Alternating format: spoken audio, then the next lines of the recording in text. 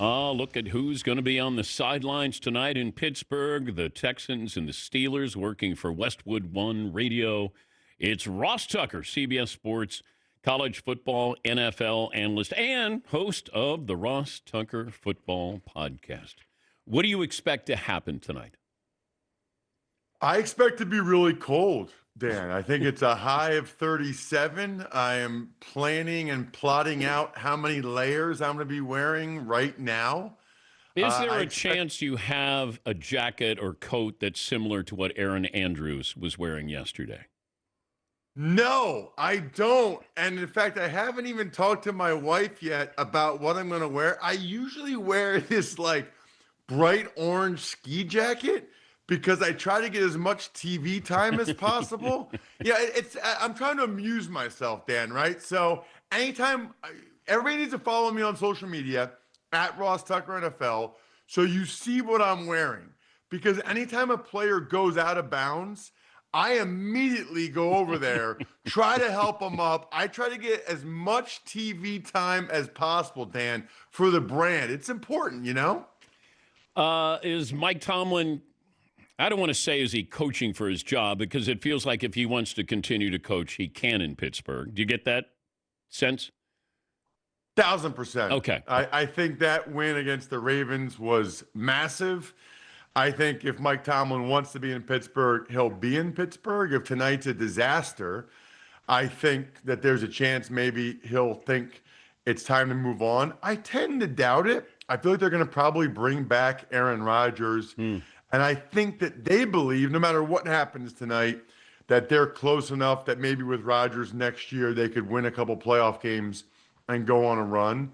And I think Tomlin knows he can wait some other time to do TV. But I do think that'll be the transition. I think he'll do a Sean Payton sabbatical year at some point where he does television for a year and then goes back to another team at some point.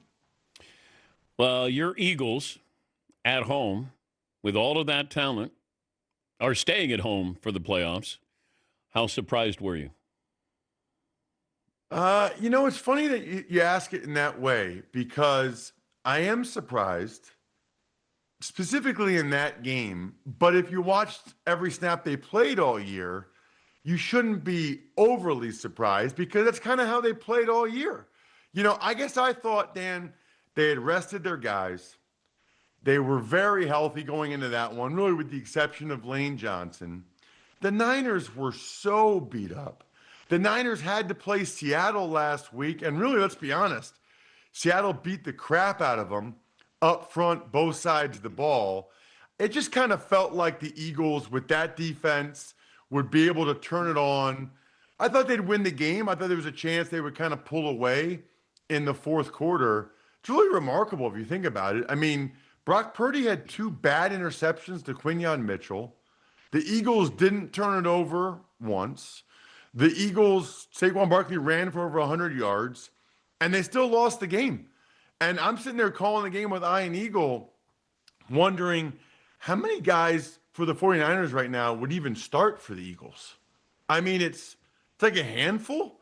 Diamador Lenore would probably start at the one. I'm not going to go through all of them, but it's less than 5. Maybe it's 5. I don't know. It's not many guys for the 49ers would start for the Eagles, which is why I would say that game yesterday and the season in particular are really a massive missed opportunity for the Eagles. Dan, you've been doing this a long time. Windows are small. The Eagles have the best roster in the NFL, probably again, and most of them are in their prime. And to not even win a playoff game, and in particular to lose at home to that beat up team, that's one that, people will look back on and say, how did that happen when we had that roster and that group of guys that they didn't go on any type of run in the postseason? Any fallout in Philadelphia? I think there will be a decent amount of changes. Yeah, I mean, if you think about it, a couple years ago when they had the disappointing ending, they moved on from both coordinators. They brought in Kellen Moore and Vic Fangio, and those were big factors in them going ahead and winning the Super Bowl last year. They also were aggressive, getting guys like Saquon Barkley and others. Certainly it feels like they'll probably have a new offensive coordinator, right or wrong. I think the perception is such that I'd be surprised if Kevin Patullo kept his job. It feels like it's run its course with A.J. Brown. Maybe not. We'll see. It's a pretty big dead cap hit if they trade him before June 1st. But there's certainly some significant changes along the way because they know this. They're very smart. They know that this was a big missed opportunity and that they only have a couple more years here with this core group being in their prime and having a chance to really make a run at this thing. What do you think happens in Green Bay? Well, so what's so interesting about that is, I saw where Shefty tweeted that the Packers are hopeful to work out a deal with LaFleur, over the next couple days. I've never understood this, Dan. This absolute people being terrified of a coach going into the last year of his contract. Why? Why is that such a big deal? Because it's a talking point? I mean, it's a talking point about whether or not the guy is going to keep his job. Like if LaFleur gets a new contract and the Packers struggle, it's still going to be a talking point. I don't know. I've never understood why players go in the last year of their contract all the time. And by the way, they have injury risk, but these organizations are so afraid. It's pretty clear that there's a little bit of consternation there with LaFleur's lack of playoff success. And so to give him some new deal for $15 to $20 million a year for 4 years, that doesn't really make sense to me. I mean, it's pretty clear that they want to see more results. Let him coach out the last year. When's the last time a coach was on last year of his contract? It went unbelievably well. He was a free agent, and then he went somewhere else. That doesn't happen. That's not a thing.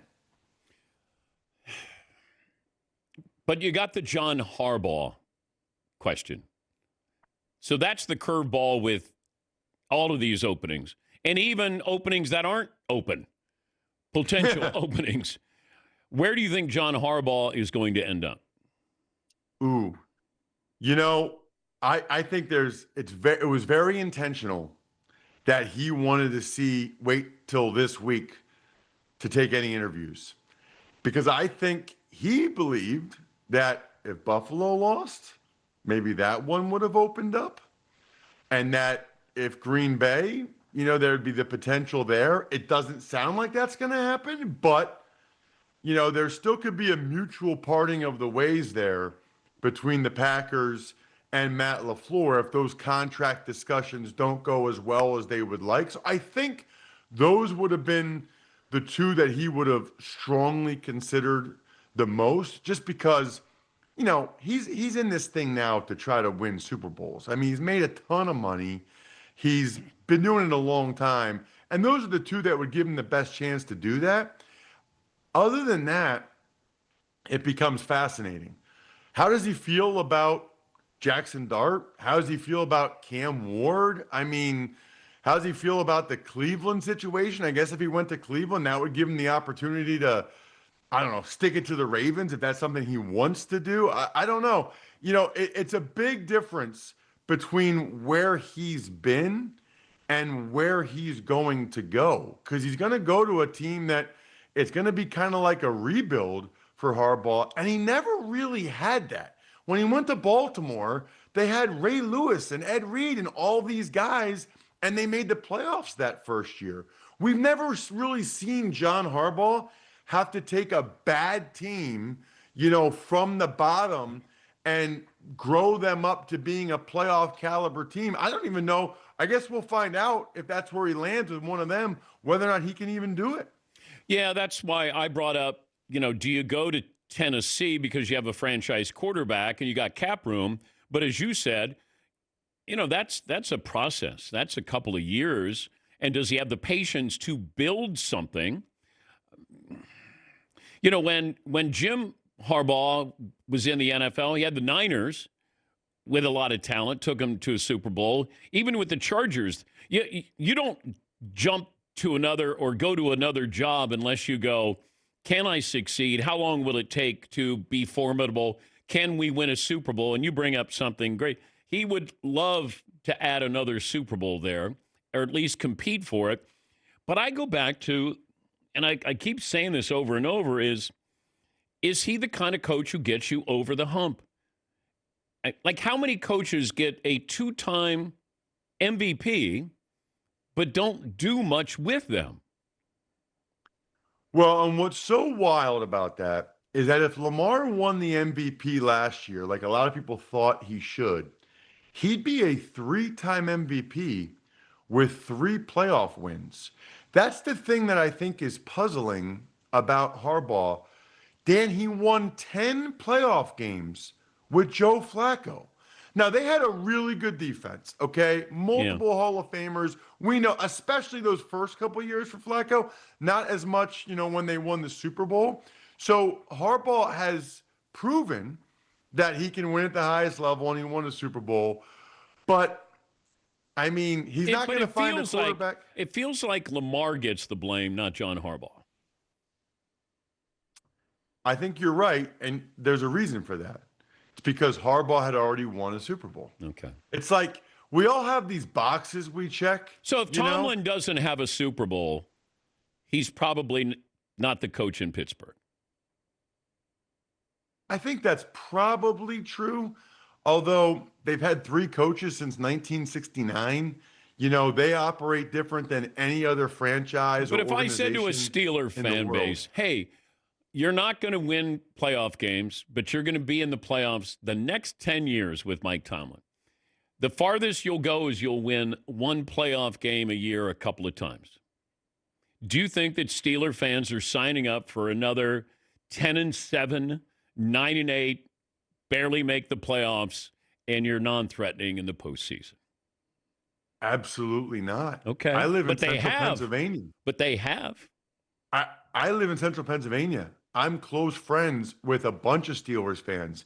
Dan, there were Steelers fans that wanted them to lose to Baltimore because they're so fatigued with Tomlin. They're so sick of this a little bit better than mediocrity. They're ready for a change. There's no question. Patriots and the Chargers. Patriots, did just enough. Justin Herbert, as if he didn't know that he didn't have a good offensive line. He was reminded that he doesn't have a good offensive line. But the Patriots are doing it with a defense that is kind of nondescript. It doesn't mean that they don't have talent there or they didn't spend money. It's just they don't have those big names that we've seen before. So how do they go to the Super Bowl? Probably somewhat similar to what they did last night, and then they got to get Christian Gonzalez back because he's their best defensive player. And I thought Milton Williams stepped up, which they really needed. But it's going to be Drake May, ultimately, not just his arm, but his legs. I thought Collinsworth made a really good point early in the game last night when he talked about the quarterback that ran it better, would ultimately be the team that won. That was a major factor in the game. And by the way, Dan, very surprised that Jalen Hurts did not run it more for Philadelphia. But that's been the whole year. I mean, he averaged like 10 attempts. This year, just over 6. That seems by design or by choice. Yeah. No, and think about watching the Bills-Jags. And think about Josh Allen when it really comes down to it and what he does with his legs and the immense advantage that is for the Bills. And you don't see that. It's funny. I was struck watching Herbert last night that he's sort of he's like a poor man's Josh Allen. He's big, strong arm, can run. And I love Justin Herbert. But Dan, Josh Allen makes the plays in the critical games more often than not. Herbert doesn't. It's like what do the kids call it? He's like store brand Josh Allen. It's like they're very, very similar, except Allen comes through and makes the plays at a much higher percentage than Herbert when physically they're almost mirror images of each other. It's fascinating. Yeah, and I asked Jim Harbaugh this year, and I asked Justin Herbert, are you going to run more? Because we saw that at Oregon. We saw that in the Rose Bowl. He does have that ability. It feels like Josh Allen knows when he's going to run. Justin Herbert is kind of in the moment ready to run. That's a terrific point. It feels like Josh Allen sometimes decides before the play, and it feels like Josh Allen wills himself. I think he's a little heavier than Herbert, a little bit more agile, and I think he's a little bit faster, but it's just that little difference. That is the difference. Josh Allen can put on Superman's cape more often than Herbert can. What happens at halftime with the Packers and the Bears that changes that game? I don't know, and I still can't figure out how that happened. I really can't. I mean, say this out loud. The Bears defense is not very good. They're really opportunistic. They got 0 turnovers. Caleb Williams, they were 1 for 4 in the first half on 4th down.